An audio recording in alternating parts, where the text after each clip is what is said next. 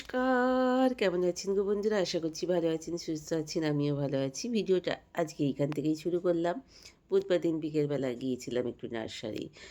সেখানে গিয়ে দেখে এলাম নতুনত্ব কোনো গাছ এসছে কিনা, কিন্তু সব গাছই প্রায় বেশ কিছু ফুল গাছই বাবি নিয়ে চলে এসছে।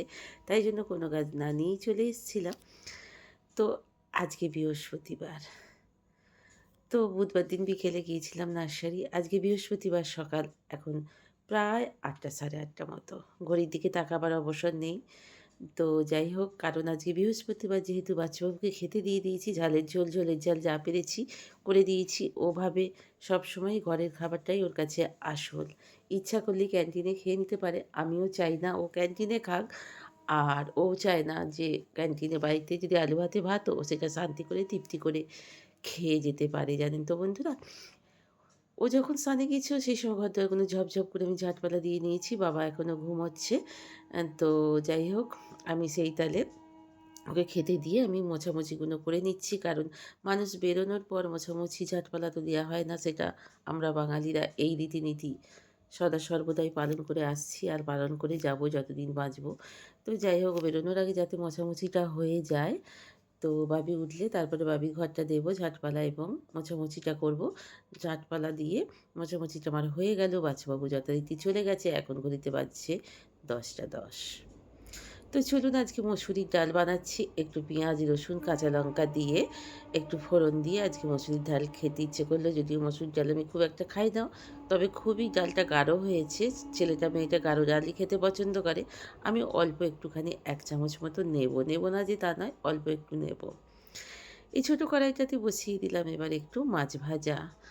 তো যাই হোক, মাছগুলো দিয়ে দিলাম, একে একে ছেড়ে দিলাম। প্রত্যেক দিনই আমাদের মাছ, জানেন তো বন্ধুরা, একটু মাছ না খেলে হয় না। যাই হোক, যেমন খুশি মাছ হোক, তাতে অল্প একটু হলেও মাছের গন্ধ হলে আমাদের ভেতো বাঙালিদের মনে হয় যেন আমাদের রসনাটা একটু তৃপ্ত হলো।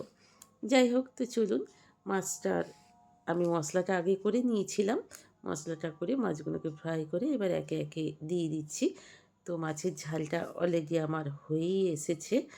তো দেখুন, মাছের ঝালটা একটু কালো জিরে ফোড়ন দিয়েছিলাম, একটু টমেটো দিয়েছিলাম আর একটু আদা রসুনের পেস্ট।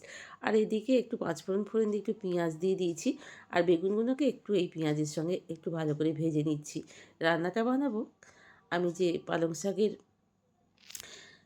লুচি করেছিলাম সেই গোড়াগুলো ছিল, সেই গোড়াগুলো দিয়ে একটু ওই বেগুনটা, একটুখানি সিম, একটু আলু দিয়ে আমি সুন্দর করে পেঁয়াজ রসুন দিয়ে একটুখানি চচ্চড়ি বানিয়ে নিলাম। হেভি খেতে হয় বন্ধুরা। একেবারে মনে হয় যেন পালং শাকের ঘন্ট খাচ্ছি। তো যাই হোক, রান্নাবান্না কমপ্লিট হয়ে গেল। তো এইবার মনে হলো বিশাল একটা কাজ আমি শেষ করে উঠতে পারছি। কী বলুন তো বন্ধুরা? এই রান্নাঘর থেকে যদি বেরিয়ে যেতে পারি, যেন মনে হয় সারাদিনের মধ্যে অনেক বড় কাজটা আমি সেরে ফেলতে পেরেছি। রান্না শেষ হয়ে গেছে, গ্যাস ট্যাস সব মোছা হয়ে গেছে, কাউন্টার পার্টটা একদম পরিষ্কার পরিচ্ছন্ন করে নিয়েছি, বাসন মেজে ধুয়ে রেডি করে উপর করে রেখেছি। আবার খাওয়ার বাসনগুলো তো হবেই বন্ধুরা, সেগুলো তো ভাবতেই হবে। কারণ একে একে খাবে, একে একে বাসনগুলো জমবে, সেগুলোকে দেখলেই ভয় করে। কিন্তু দেখলে ভয় করলে তো চলবে না। এটাই আমাদের রীতিনীতি, এটাই আমাদের নিয়ম। যাই হোক, তারপরে গ্যাস ট্যাস মুছে টুছে একেবারে স্নান টান করে চুল ফুল আঁচড়ায় নিয়ে বসে পড়েছি পুজোটা দিয়েই। ঠাকুরের পাঠ সেরে নিয়ে কোনো রকমে একটুখানি চা ফা ৩ বার ৪ বার খেয়ে নিয়েছি। খেয়ে নিয়ে বসেছি। আর ঘাড়ে ভীষণ টনটন করছে, ভীষণ স্পন্ডিলাইটিস বেড়েছে। তাই ভাবলাম যে আগে একটুখানি পুজোটা দিয়েছি, পুজোটা করে আগে আমি রোদে বসি, তারপরে চুল ফুল আঁচড়াবো, বিছানাটা পরিষ্কার করবো। বাবা উঠেছে, বাবাকে চা দিয়েছি, বাবা বসে বাইরে চা খাচ্ছে। বাবা এই 11:30টার মতো উঠলো, বাবাকে আমি ডাকিনি।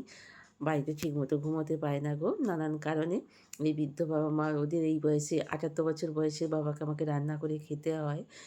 তো ওদের খুব কষ্ট। নিজের কষ্টের থেকেও মনে হয় যেন বাবা-মার কষ্টটা আমাদের সন্তানদের কাছে বড় বুকে বাজে।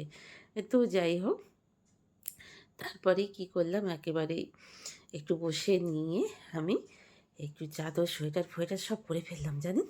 পরে টরে নিয়ে এইবার মশারিটাকে খুলে ফেললাম।